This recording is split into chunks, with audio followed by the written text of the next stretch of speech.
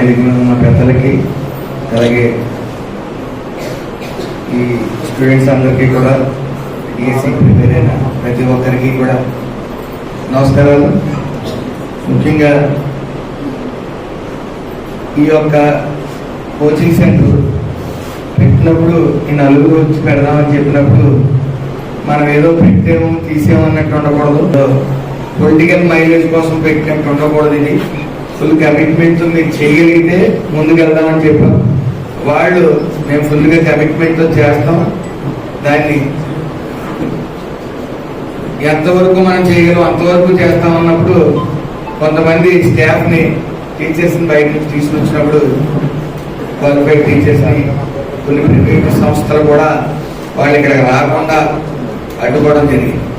అయినా వాటిని అన్నింటినీ అధిగమించి ఈరోజు 40 రోజులు కూడా మీరు చెప్పాలి, మీ కోచింగ్ ఎలా ఉందనేది మీరు చెప్పాలి. అది మీరు ఫుల్ సాటిస్ఫైడ్ ఇది అడుగుతున్నాను మొహమ్మద్ గురించి.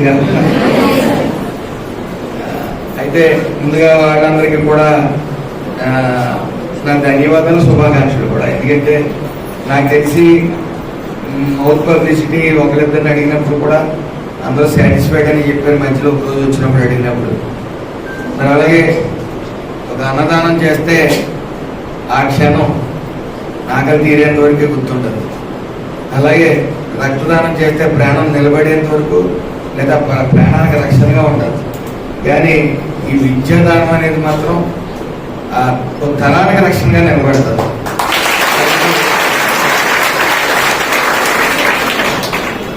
మీకు ఇందులో మ్యాక్సిమం మీరు కష్టపడ్డారు, ఏది కష్టపడ్డారు వాళ్ళు చెప్పవలసింది చెప్పారని మీ ముందు ఛాలెంజ్ ఉంది. అది మీరు డైరీగా ఫేస్ చేయండి. ఇందులో మీకు రాలేదనే ఒకవేళ ట్రై చేసినప్పుడు కొంతమందికి వస్తుంది, కొంతమందికి రాకపోవచ్చు. అవన్నీ మీరు మనసులో పెట్టుకుని ఒత్తిడి మాత్రం పెంచుకోవద్దు. ఎందుకంటే ఓ విద్యా అర్హత పట్టుకుని ఒక డిగ్రీ చేతబట్టి ఉద్యోగం లేకపోవడం అనే బాధ నాకు స్వయంగా తెలుసు. ఎందుకంటే మొన్నటి వరకు నాకు ఏదైనా సమస్య వచ్చినప్పుడు సెటిల్ చేయడం కానీ ఇంకోటి తెలుసు, కానీ ఉద్యోగాలు ఇచ్చే పరిస్థితి నా దగ్గర లేదు. మొన్నటి వరకు అనుకోకుండా ఎమ్మెల్యేతో పాటు మంత్రి వచ్చింది కాబట్టి ఈ రోజు వరకు కూడా 6 జాబ్ మేళాలు పెట్టడం జరిగింది. అందులో సుమారు అందులో ఇంచుమించు 1800 మంది వరకు ఉద్యోగాలు ఈ రోజు వరకు ఇప్పించగలిగాం. అయితే మీ అందరి అడ్రస్లతో సైతం అన్నీ మా దగ్గర ఉంటాయి కాబట్టి మీరు మాత్రం మానసిక ఒత్తిడి పడద్దు దయచేసి. ఇది ఈ మధ్య కాలంలో ఈ పోటీతత్వం పెరిగిన తర్వాత ఇటు స్టూడెంట్స్లోనే అదే పరిస్థితి, ఇలా కాంపిటేటివ్ ఎగ్జామ్స్కి వెళ్ళి మీకు కూడా అదే పరిస్థితి. మీకు అన్నయ్య ఉన్నాడు, ఖచ్చితంగా మీ అందరినీ ఉద్యోగాల్లో పెట్టి బాధ్యతని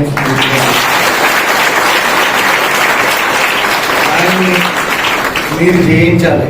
ఏంటంటే మేము అక్కడికి వెళ్దాం అంటే ఇక్కడే కావాలనుకుంటే ఇక్కడ ఏమీ సోర్స్ లేవు, మీకు అందరికీ తెలుసు కూడా. కాబట్టి మళ్ళీ కూడా నాకు తెలిసి ఇదే ఈ 5 సంవత్సరాలు మళ్ళీ డిఎస్సి అనేది మళ్ళీ ఇంకొకసారి జరుగుతుంది, అందులో సందేహం లేదు. అలాగే మీకు అర్హత తగ్గ ఉద్యోగం కల్పించే పూర్తి బాధ్యత నాది. ఎందుకంటే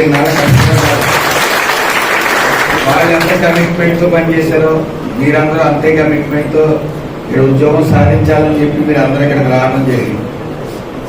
దాన్ని సహకరించిన వీళ్ళకి కానీ మీరు రిసీవ్ చేసుకుని మీరు చదువుకునే విధానం బట్టి కానీ చాలా మందికి రావాలని మనస్ఫూర్తిగా కోరుకుంటున్నాను. అందులో ఈరోజు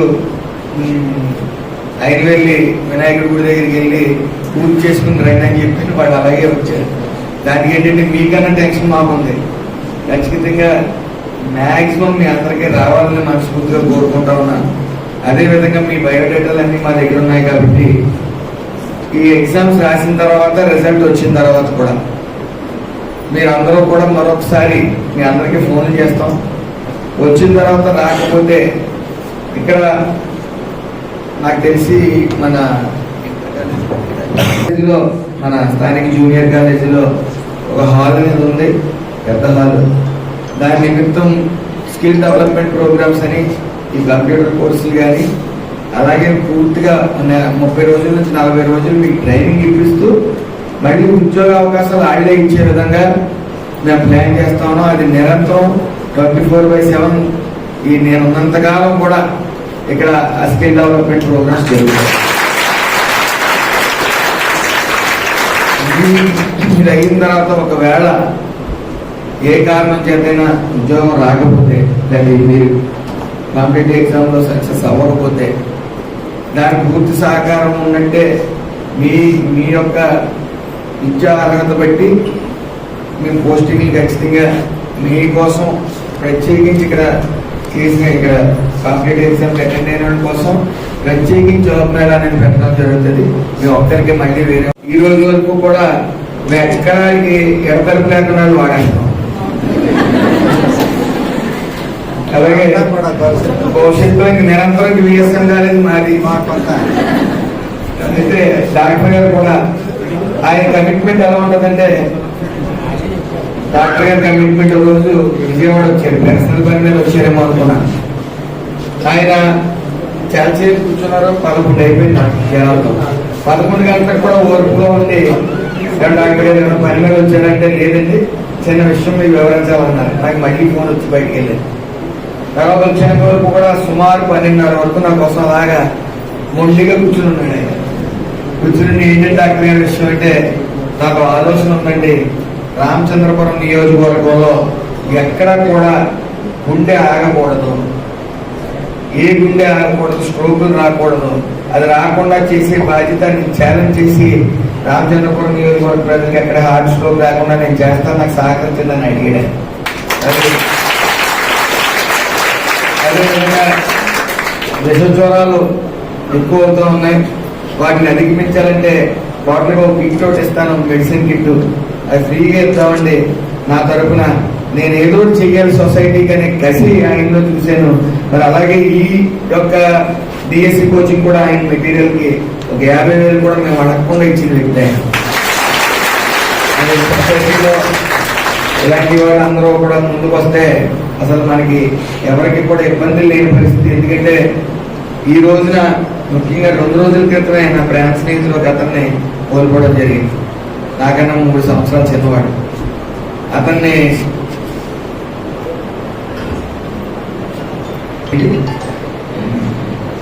అవన్నీ కూడా ఆట ఆగకుండా చేస్తాను అని చెప్పి ఆయన ముందుకు రావడం. అలాగే మా కాలేజీ ఎప్పుడైనా సరే మీరు వాడుకోండి నేను ముందుకు రావడం, ఇలా సొసైటీలో ఇలాంటి వ్యక్తులందరూ మనకి ఉండాలి, ఇంకా ముందుకు రావాలని చెప్పి మనస్ఫూర్తిగా కోరుకుంటూ, అలాగే చిన్న పని ఉంది నాకు, అక్కడికి అటెండ్ అవ్వాలి, వెళ్తా ఉన్నాను. అందరికీ ఆల్ ద బెస్ట్.